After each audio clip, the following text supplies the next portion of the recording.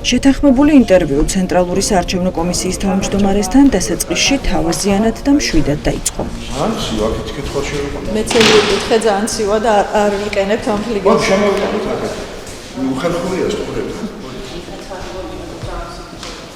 მაგრამ პრინციპში გიჟვია არის. შაბათის ეთერის შეპატიჟება გიორგი კალანდარიშვილმა კართან მიახლოებისთანავე გადაიფიქრა. მიზეს ინტერვიუს დასასრულს მივხვდით, როცა ჩვენმა კამერამ კარს მიღმა მომლოდინე ცესკოს არაფორმალური მმართველი გიორგი ჯავახიშვილი დააფიქსირა. ძალიან მიჭირს, მაგრამ მიწევს ამის თქმა, რომ სავარაუდოდ არჩევნები გაყალბდა.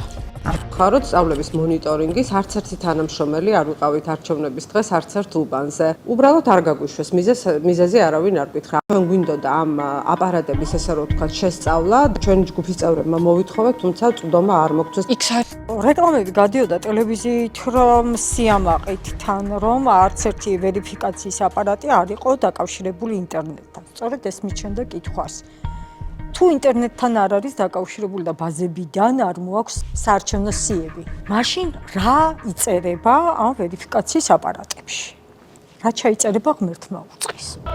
ცესკო შენობაში დადიოდნენ ადამიანები არსაიდან, რომელთა შესახებ არაფერი ვიცოდით, არც ის ვიცოდით, რა ფუნქციით იყვნენ, რას აკეთებდნენ. არაერთხელ გავუფრთხილები ვართ კეთილმოსურნეებს, რომ შენი სამუშაო სივრცე ისმინება. დარწმუნებული ვარ, რომ ეს არის გიორგი ჯავახიშვილის გადაწყვეტილება, იმიტომ რომ რეალურად ცესკოს მმართველი არის გიორგი ჯავახიშვილი. ყველა გადაწყვეტილებას ის იღებს და ეს არ არის ახალი, ეს ყველა მიცის.